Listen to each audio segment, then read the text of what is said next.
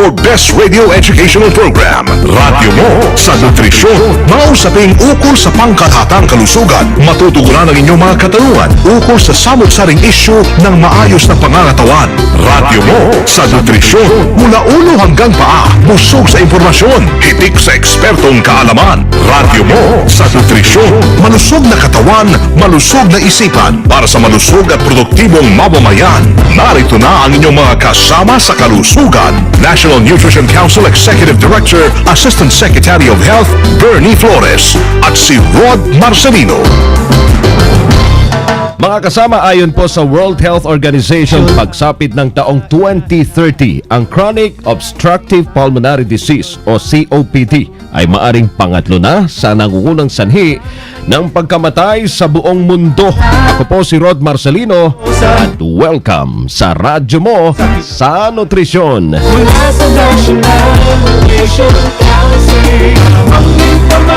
Magandang hapon mga kaibigan, mga suki. Tiyak marami ulit tayong matututunan sa ating inihandang episode ng ating walang kapagod-pagod sa paglilingkod bayan na Executive Director po ng National Nutrition Council, si Assistant Secretary of Health, Bernie Flores. Magandang hapon po, Ninang Bernie.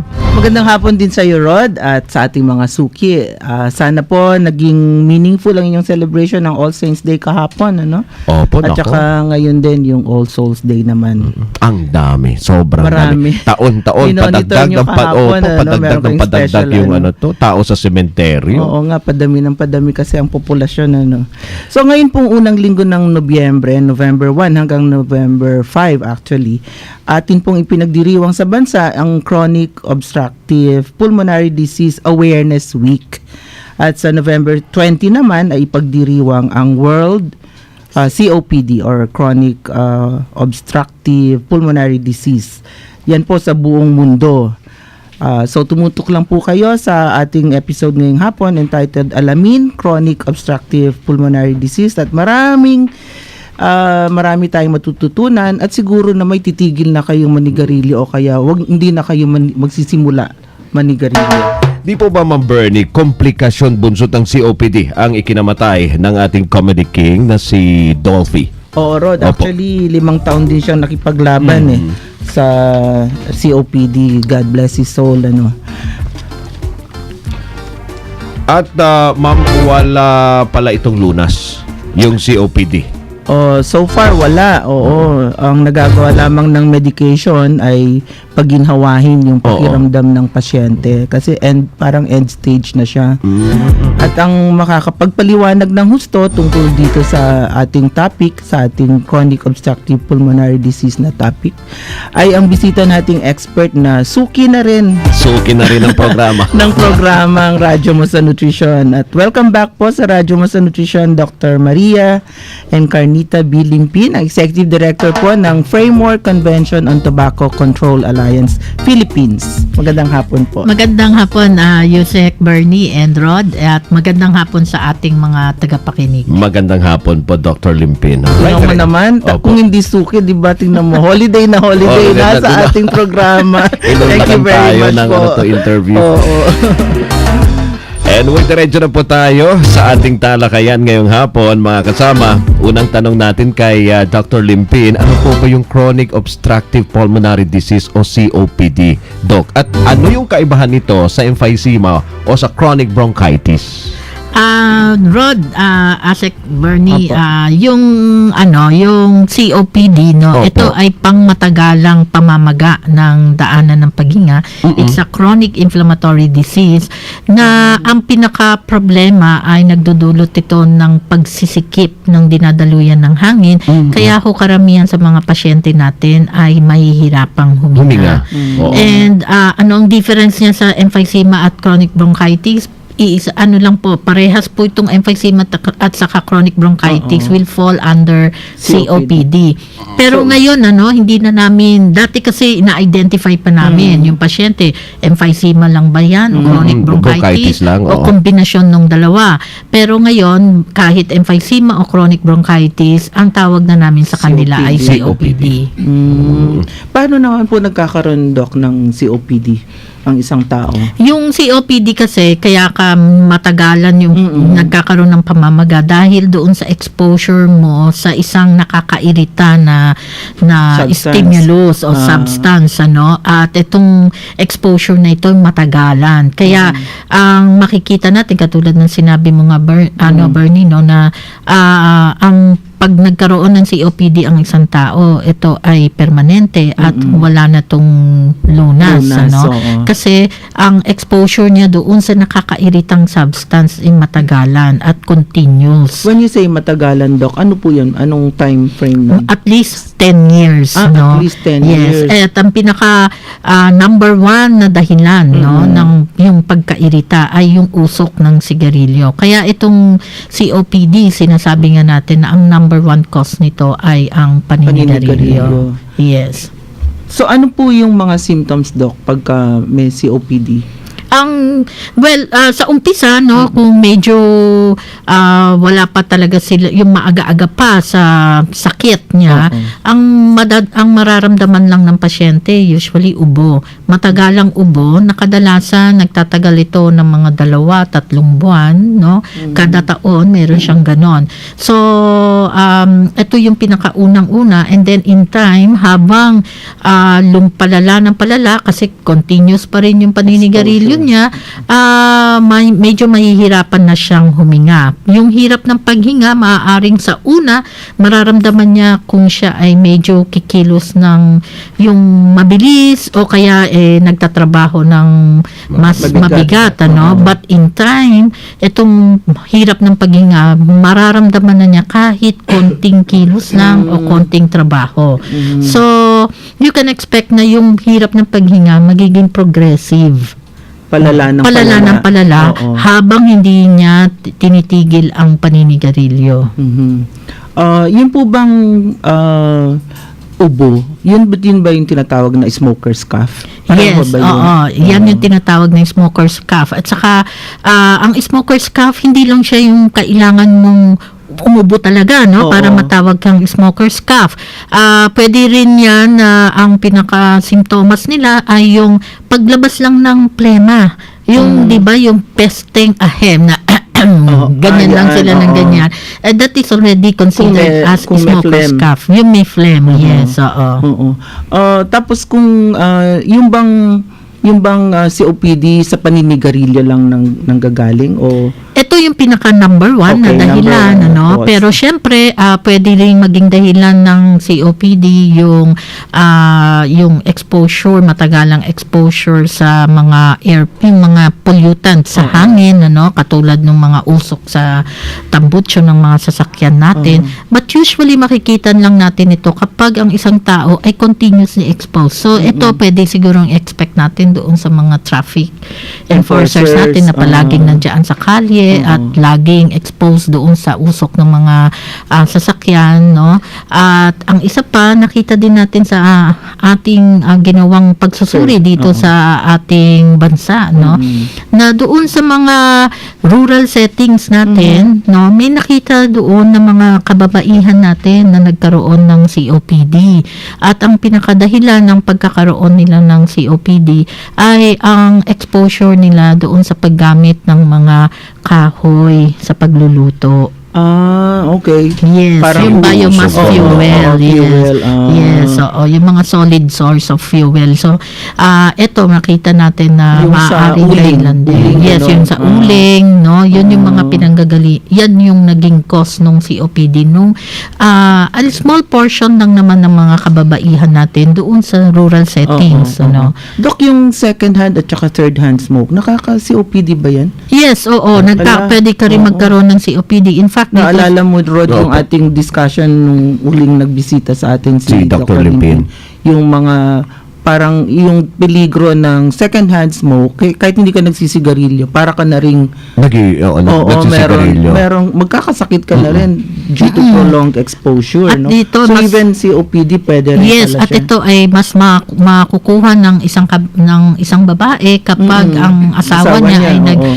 nagyoyosi doon sa loob ng bahay. bahay, no, Oo. on a daily basis. So, ito yung mga pwedeng maging dahilan kung bakit ang isang tao ay magkakaroon ng COPD. Di lalo pa, Dok, paano yung mga baby, mga maliliit na bata, ganun din. Pwede Yes, rin. oo, yes. Pero ang sa mga bata, ang unang-una nating napapansin doon sa second-hand smoke exposure nila ay yung madalas na inuubo din, no? At saka nagkakaroon ng sipon at nagkakaroon ng infection ng Ear. ng ears, no? Yung tenga nila, yung middle ear nila. So, yung iba diyan ay mapapansin na may lumalabas na discharge, no, sa kanilang tenga, or yung ipapansinin nila baka na medyo mahina ang pandinig ng mga bata kasi Yung pala yun na. yes, kasi nagkakaroon ng damage din doon sa So, senyales na yun, Doc? Yes, senyales yan, ano. Kaya ang dami nating mga bata ngayon na palaging may ubo at may sipon. Oo.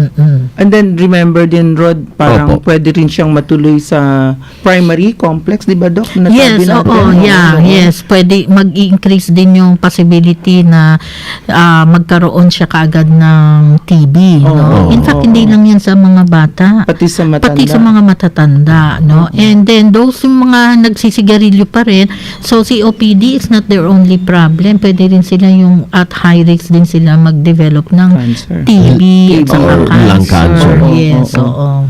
Naku, paano po, Doc, yan nadadiagnose? Ang COPD. Ang COPD, oo. Ang pinaka-diagnosis talaga natin diyan bukod doon sa clinical Oo. na symptoms ay pinapagawaan natin sila ng tinatawag nating lung function testing o yung spirometry.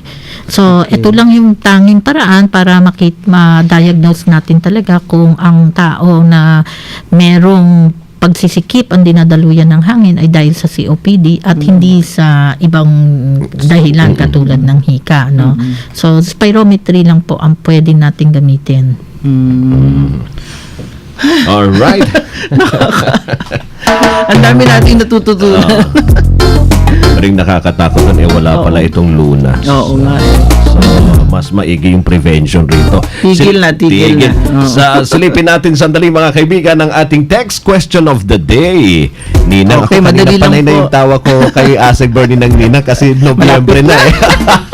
Okay, ito po ang text question. Magbigay lang po ng dalawang sintomas ng COPD. Ayun, kakabagit lang ni Dr. Doc. Divino. I-text lang po ninyo ang inyong sagot sa ganitong format, full name, space, address, space, at isend po sa 0919-884-0659. 6 na mabibilis na texters na makakapagbigay ng tamang sagot ang mananalo po ng libreng 50 pesos na cellphone load. More interesting discussion sa pagbabalik po ng ating palatuntunan ang Radyo Mo sa Nutrisyon. Radio mo sa nutrisyon. Maging aktibo. Kumain ng masusustansyang pagkain. I-manage ang stress. Iwasan ang alak at huwag manigarilyo upang maiwasan ang cancer, sakit sa puso at diabetes. Gutom at malnutrisyon, sama-sama nating wakasan. Isang masustansyang mensahe mula sa National Nutrition Council ng Department of Health. Radio mo sa nutrisyon. Nagpapatuloy po ang Radyo Mo sa Nutrisyon at ating pinag-uusapan ang nakakatakot na chronic obstructive pulmonary disease or COPD. At ang ating guest expert ay walang iba po kundi ang Executive Director ng Framework Convention on Tobacco Control Alliance Philippines. Wala pong iba kundi si Dr. Maria Encarnita B. Limpin. Asek, atin munang ibigay sa kanila yung YouTube channel natin. Sige.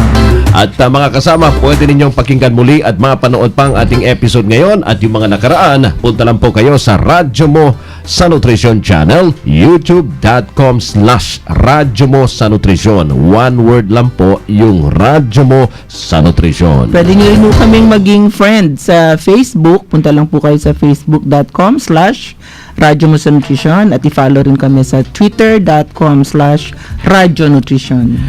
At yung mga may tanong dyan, mga kasama, narito po yung ating text line para sa inyong mga tanong.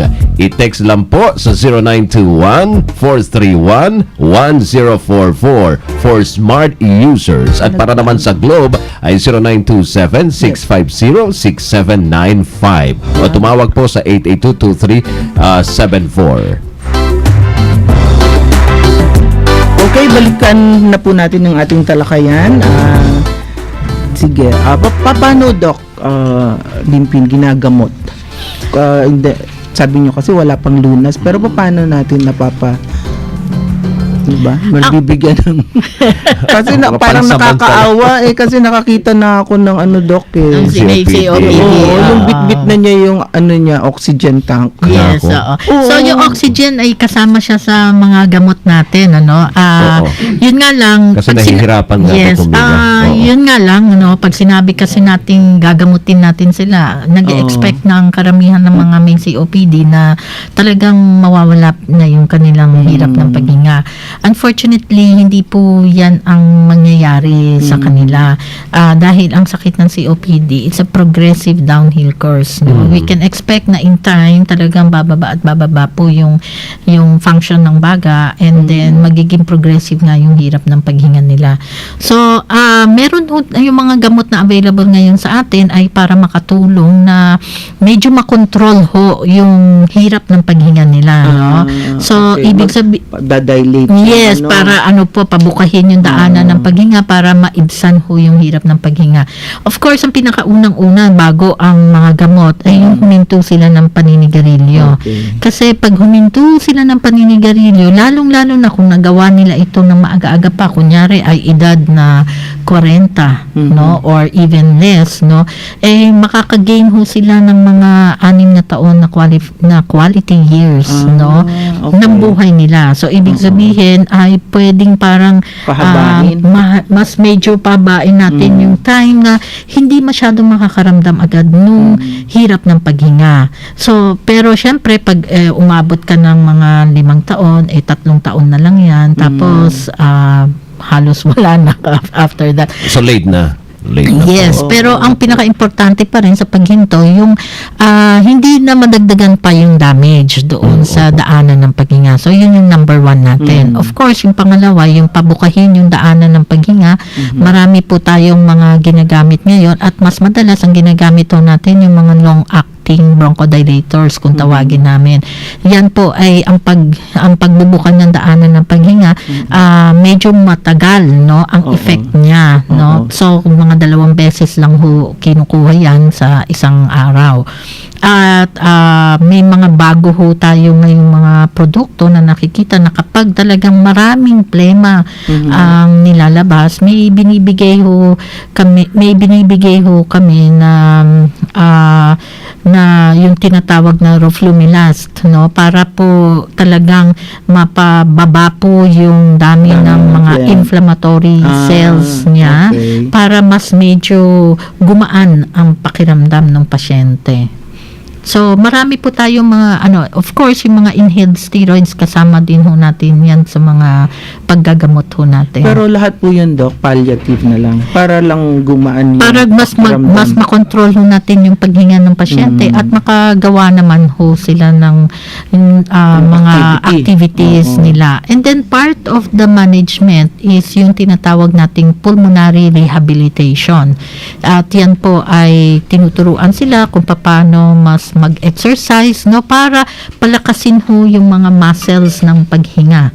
Nakakailanganin ho nila kasi kung hindi nila alam ang tamang paghinga, ay medyo pag sinumpong sila ng paghinga, mas madali hong maghirap at mapagod ang kanilang katawan. Yun po pa yung diaphragmatic. Paano ba yung tamang paghinga? Ang tamang paghinga po yung tinatawag nating pursed lips breathing. Pursed lips. So, parang ang gagawin nyo, hihinga kayo sa ilong, tapos ang paglabas ng paghinga ay sa pamamagitan ng parang maliit lang na bukas ng bibig na parang papito, so that medyo matagalan. In that way, mas malaki pong tulong yon dahil mas mahaba po ang ini-spend na time doon sa paglabas, yung pag-exhale kaysa doon sa inhale. And then, yung mga activities niya pwede niyang gawin habang siya ay during the exhalation, dahil yun yung time na wala masyadong energy expenditure ang katawan natin. Dami. Ma'am, Doc, meron tayo ng mag-phone in question muna tayo. Opo, sagot. opo, Oo. Asek. Si Annie po ng San Pedro, Laguna ay nagtanong na mas prone po bang magka-COPD ang may asthma? Ang may hika po, again, kaya nga importante magkaroon tayo ng spirometry para malaman natin kung hika o COPD. Pero kung kayo po ay talagang may hika, at hindi kayo nagtitake ng mga gamot ninyo on a regular basis, yung gamot nila sa hika, pwede ho yung hika ninyo mag-develop kayo ng chronic asthma na parang ang behavior po o simptomas ay parang katulad din ng isang COPD. So sa mga may hika, kailangan ho nagtitake kayo ng inyong medications on a regular basis Kahit para walang atake, Doc. kahit walang atake Ayan, para ho hindi kayo umabot doon sa parang COPD na rin ho kayo. Usually naman, Asik Bernie, ang isang hikain, medyo hindi natin nakikita na nagsisigarilyo ito kasi kadalasan. mahirap na nga siya, Sasulpungin sila ng hika, no? So, yung iba naman sa ating mga kababayan, kahit na COPD yung sakit, ang akala nila hika pa rin. Kasi nasasabihan sila minsan na hika yung COPD. Pero in reality, hika ng paninigarilyo, which is also COPD. Yeah. Okay, meron pa pong isa, text from 0999-319-8148. Actually, comment po, hindi tanong. Dapat kasi hulihin na lang yung mga naninigarilyo sa public places para hindi makaperwisyo ng ibang non-smokers. Sa Davao, ganun ang ginagawa ni Mayor, di ba, ma'am? Alright. So maraming salamat sa mga tumatawag at nagtatanong. Mukhang meron din ng part 2. May part 2. Dami. Ang daming nagbibigay ng comment, ang daming nagtatanong. Pero Asek at Doc, break muna tayo. Okay. At sa ating pagbabalik mga kasama, ang tabayanan din ang 6 na winners po ng ating 50 pesos na load. Radio mo sa nutrisyon. Iwasan ang sakit sa puso, cancer at diabetes. Habang bata ka pa, mag-healthy lifestyle na. Bukod sa ehersisyo at wastong pagkain, iwasan ang paninigarilyo at pag-inom ng alak. Gutom at malnutrisyon, sama-sama nating wakasan. Isang masustansyang mensahe mula sa National Nutrition Council ng Department of Health. Radio mo sa nutrisyon.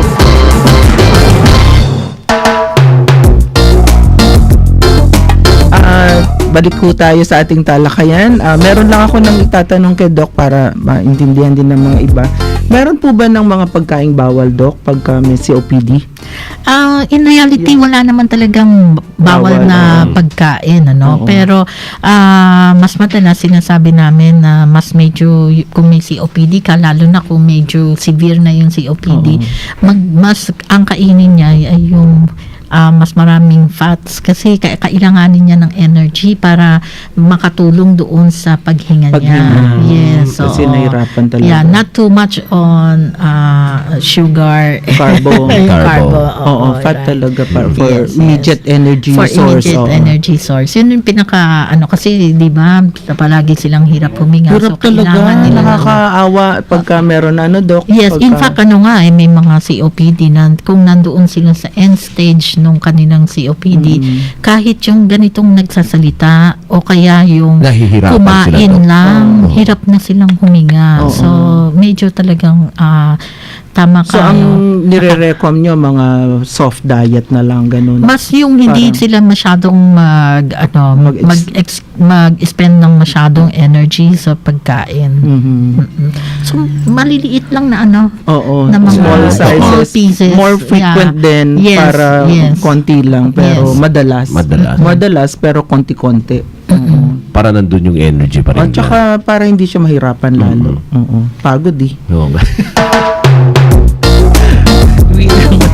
Ay nako, ang chronic obstructive pulmonary disease po o COPD hindi isang sakit. Sabi ni Doc nga ay grupo ng mga sakit sa baga. Kabilang na po ang emphysema, ang chronic bronchitis, na nakapagbabara sa daloy ng hangin sa loob ng baga at nagpapahirap sa paghinga.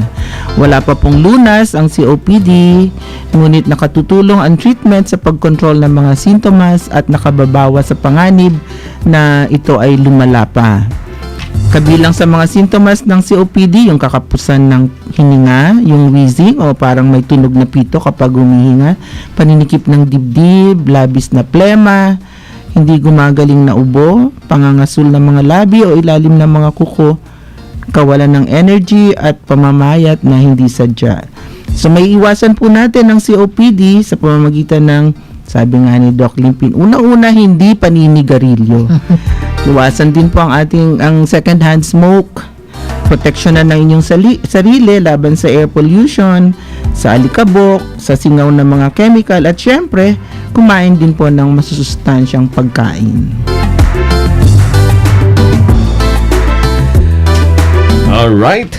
Amen, Ma'am Bernie. Dr. Limpin, your final reminders po para sa ating mga kanutrisyon. Yes, sa mga kababayan natin, no, tama ang sinabi ni Asek Bernie, unang-una ay wag ho magsigarilyo para hindi na ho ninyo maranasan ang sakit na COPD kasi definitely hindi nyo magugustuhan kapag kayo ay nahihirapan ng huminga. Sa mga tao naman po nagsisigarilyo, kayo po ay sana ay tumigil na habang maaga pa, habang hindi pa ho, wala pa ho riyan ang COPD. Kasi sa mga may COPD na marami ho sa kanila nagsabing, kung alam ko lang ang mangyayari sa akin, hindi sana ako nagsigarilyo. So, live healthy po at kumain lang mo ng tama at happy All Souls Day sa inyong lahat. Bagay na bagay. Alright. Okay, thank you very much. Maraming salamat Dr. po. Limpin. Doc Limpin. Pagka naman hindi pa sila matakot niyan, Ewan Doc. ko na lang. Ewan ko na. Sabay, happy also din na pag hindi kayo tumigil. Samantala mga kasama, eto na sila. Dito yung mga Nagwagi. Ito yung mga nagwagi ng tig 50 pesos na cellphone load. Ang unang winner natin, Asek Bernie. Ito yung malapit lang dito sa ating himpilan from Quezon City. Kasi may mga winners tayo from Palawan, Davao. Ngayon from Quezon City. Ang sagot niya, ubo at hirap sa paghinga. Tama. Congratulations to Edwin Pimentel. Oy, si Edwin Pimentel, pangalawang winner natin from Tondo, Manila. Ang kanyang sagot, pag-ubo at hirap sa paghinga. Okay. Ang winner natin ay si Maylin Costaro ba to? Maylin from Tondo, Manila. Congratulations. Ang pangatlong winner natin, Ma'am Bernie, from San Vicente, Pamplona, Camarines Sur. Uy, malayo. Ubo at nahihirapang huminga. Okay. Alright. Tama Ang rin. winner natin ay si Adan Mojica. Okay. Pang-apat na winner, Asek, ay from Sorsogon. Ulit. Barangay Buena Vista, Gubat, Sorsogon. Ubong matagal, 2 hanggang 3 buwan, nahihirapang huminga. Kumpleto. Nakinig. Nakinig. Maraming salamat, Lori Sherry. At congratulations, panalo ka ng 50 pesos na load. Ang pang-apat na winner naman ay si Jinky Solmerano from Barangay Baha Toro, Quezon City. Matagal na ubo at naglalabas ng plema. Alright. At ito yung last, yung pang-anim, pang-6, Ma'am Bernie. Si Jane Santos. From, marami tayong Karamihan babae, no? Karamihan babae at Oo. maraming taga Quezon City. Talaga. Another from Quezon City. Nakaabang na yun. From Tandang Sora, Quezon City. Yung kanyang sagot, hirap huminga at matagal na ubo. Okay, congratulations sa inyong lahat. Ang galing nakinig talaga. At maraming salamat sa mga nakinig, sa mga nag-text, at sa mga nagtanong. At nagkomentaryo. Nagkomentaryo rin. Ikulong! Sana ganun lang kadali, Dok? Ibang klase yung kanyang suggestion, dapat ikulong na raw. Galing mo, Tandaan mga kasama, dito po sa Radyo Mo sa Nutrisyon, abay bubusugin namin kayo sa impormasyon. At sisiksikin namin kayo ng mga tip tungkol sa tamang nutrisyon. At tutulungan namin kayong iwaksi ang mga maling gawaing kumukontra po sa mabuting kalusugan. Wastong nutrisyon, impormasyon. Solusyon, positibong aksyon. Tandaan lamang po, malusog na katawan, malusog na isipan, para sa malusog na mamamayan. Ako pang inyong lingkod, Assistant Secretary of Health, Bernie Flores. At ako naman po si Rod Marcelino, kami ang inyong mga kabalikat sa kalusugan at wastong nutrisyon dito sa Radyo Mo sa Nutrisyon. Malusog na katawan, nutrisyon ang kailangan. Malusog na isipan, nutrisyon ang kasagutan. Para sa malusog na mamamayan, gusto nutrisyon ang katuparan. Radyo Mo sa Nutrisyon, kabalikat sa kinabukasan mula sa national. 22 amino acids, vitamins and minerals we put into this box. B22 powder mixed to feed.